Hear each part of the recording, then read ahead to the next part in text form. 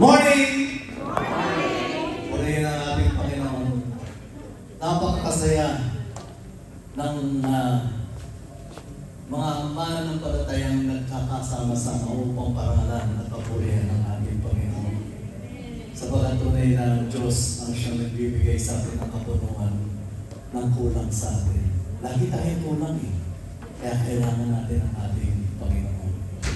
At tayo ko yung bahagi sa inyo, bakit kaya ito ang natanggap ko sa ating Panginoon? Mateo 27,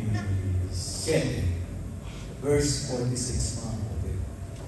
And Jesus cried out, and the voice is saying, Eli, Eli, lama sabachthani? My God, why have you forsaken me? So pinag-umunihin mo yan kapag nila madaling araw, bakit kaya ito binigay sa atin ng ating Panginoon? Ukol dito sa ating pinag-aaralan. O nais na maunawaan, lubos na maunawaan ang obra maestra ng ating Panginoon. Katulad binahagi ni Pastor Jess kahapon, ang obra maestra ng kaganapan ng ginawa ng ating Panginoon. Ang obra maestra na tinanggap natin kaligtasan mula sa My God, why have you forsaken me? Iniwanan ba ng Panginoon Diyos sa mga kanyang anak? Why did He cry, my God, why have you forsaken me? I have to forsake you, I have to leave you. Not because I want to abandon you, but I want to leave you and I want to forsake you. That you have to go through the pain. The pain that you will go through on the cross.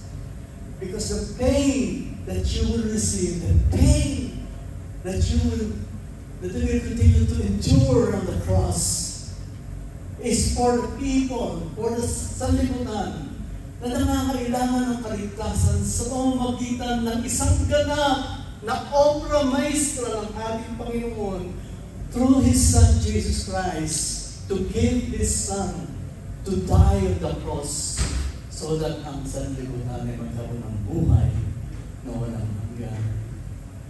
Amen? Why have you forsaken me?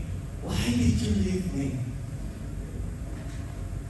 Minsan ganun din ang tanong natin, mga kapatid, kapag pinagdadaanan natin isang pagsubok, di ba? Lord, why have you forsaken me? Why did you leave me? Why all this situation? It's painful. I don't know how to go through with this. But God says, you have to go through with this. You have to go through with this pain. Because you will not see victory. You will not see God in you. You will not see Jesus in you if you will not go through with this pain. And I remember, during the time na meron kaming Bible study sa Zoom Bible study, mga kapatid, Monday, Wednesday, and Friday, mga kapatid. When BJ, anak ni adopted son ni Sister Nila, at the time, regular siyang nag-a-attend sa Bible study. And he wants to participate. He wants to be a part of it. Kasi pinagbabasa natin yung mga umatin, no? Pinagbabasa natin ng mga verses, pinagbabasa natin pinag-share natin ng kanilang karanasan. O ano ang karanasan at anong share nila para sa Panginoon, no? Nakikita ko itong batang ito. Nakikita ko ang kanyang pagnanasa na maging bahagi ng Bible study not because kailangan lang siyang naroon kung hindi nais niya makipag-ugnayan sa Diyos. Tulad ng ibang mga kapatiran. And God has spoken to me and gave me this wisdom, no? Paano makakapag-share si BJ? Bingi, pipe. Bingi, pipe. Walang pagkakataon para maintindihan niya kung anong pinag-uusapan sa Zoom Bible study. Walang pagkakataon para siya magsalita, para makapagbahagi ng salita o makapagbahagi ng kanyang nararamdaman. Sabi sa akin ng Panginoon, nakakakita ba? Sabi ko, Lord, nakakakita. Makapagbabasa ba? Lord, makapagbabasa nagbabasa. Sapagkat hindi man dito sa bibig siya magsasalita, hindi niya maunawaan sa kanyang pandinig. Subalit sa kanyang pagbabasa, maunawaan niya na mayroong Diyos sa buhay niya. Mula noon, mga kapatid, nagbabasa siya, nagpa-participate siya, mga kapatid. At purihin ng Panginoon, patotoo ang mga mahal dito, mga kapatid, na ngayon, more than 1, 2, 3 words na maintindihan mo sa sinasabi niya. Purihin ng Panginoon. The obra maestra of Christ who died on the cross is imputed and reflected to a person who is disabled. Ganun tayo, mga kapatid, eh. We are disabled without Christ. We think that we know all. That we can share all. Lahat alam natin, mga kapatid. Subalit tingnan mo, kakulangan mo. Sapagat sa kakulangan mo, makikita mo kakulangan ng Diyos sa buhay mo. That you have to go through with this thing. Then I remember when I was in the hospital, I'm in so pain and so pain. And I asked God, Lord, naunawaan ko kung gaano ang sakit na dinanas mo sa krus upang ang dugong tumaloy sa iyo. Sa pamamagitan ng sakripisyong dadanasin mo, bago ka malagutan ng hininga, ay naramdaman mo para sa akin na ang aking nararamdaman hapdi at sakit dahil sa operasyon ay dahil sa kagayuhan ko at dahil sa lifestyle ko. Pero ang sakit na dinanas mo, hindi para sa iyo, hindi para sa akin. Amen? Para sa atin ang lahat ng kanyang pinagkaroon, mga kapatid. Hindi maganda sa paningin ng tao, hindi maganda sa paningin ng sino man, kung hindi bakit negatibo? Upang tayo maging positibo. Mga kapatid, gaano ang nais natin maranasan, ano ang nais natin para tayo mabuksan na napakahalaga ang magbahagi ng salita ng Diyos. Gaano kahalaga? Yes, sabi ni Pastor Pat, gamitin niyo yung Facebook, mga kapatid. But then, pag ginamit mo yung Facebook, you rely on what you have posted. That you thought that you have done everything.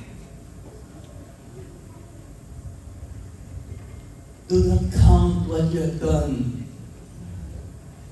because all has been done by the obra maestra, which is Jesus Christ, our Savior. Siya lang ang nagbigay sa atin ng kaganapan sa buhay nito, mga kapatid. Hindi naman natin tinakailangan ipako sa krus upang i-exercise natin ang ating faith sa pananampalataya natin kay Kristo at magkaroon tayo ng kaligtasan.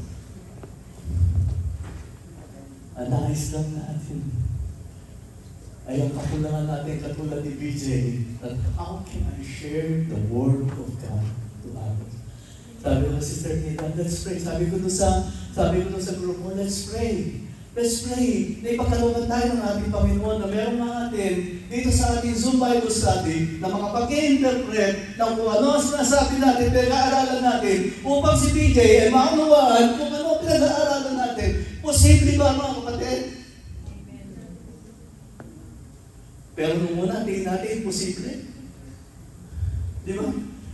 Imposible dahil kasi ang hirap niyan, kailangan merong edukasyon ng makakapagindap na makakagawa niyan, yung mga sign language yan, yung mga ganun, di ba? Pero is there something impossible with God? Ang pinakamahalaga na nakuha ko sa Panginoon, what is impossible with man is possible for Him. Kaya ngayon natin yung imposible. Sapagkat yung imposible, ang magpapakita sa iyo at magbibigay ng patotoo na tunay nga'y buhay ang ating Panginoon. Let's give a clap offering to that. Thank you, Lord. Puri na Panginoon.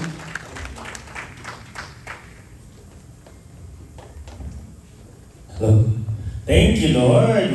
Let's give a clap offering to the Lord for our Pastor Alex. Thank you, Lord, for that beautiful and heartwarming sharing. And let's give a clap offering to the Lord for Brother BJ. Thank you, Lord. Ayan, di ba? Kung si Brother BJ nga, di ba? What a miraculous story, honestly. For someone na can utter 3 words, how about all of us, brothers and sisters? Let's take inspiration from Brother BJ and let's start sharing, speaking up. So we can give back all the glory and honor to the Master himself, to the Master Creator himself. So, and that's the main concept of this beautiful shirt that you guys are all wearing right now. So, it's so easy to highlight the masterpiece, di ba? Pero, over time, we tend to forget that we should be highlighting the Creator, the Master who created the masterpiece. And that's what I got from our Pastor Alex Dueña sharing, and from yesterday too, from our Pastor Jesse. So thank you, Lord. Let's do our best, brothers and sisters, to start sharing, to start speaking up, to be His masterpiece, the obra maestra na ginawa ng ating Panginoon dito sa mundong ito. At whenever someone is looking at us, we pray that they see the Creator in us. So thank you, Lord. Ayan po. And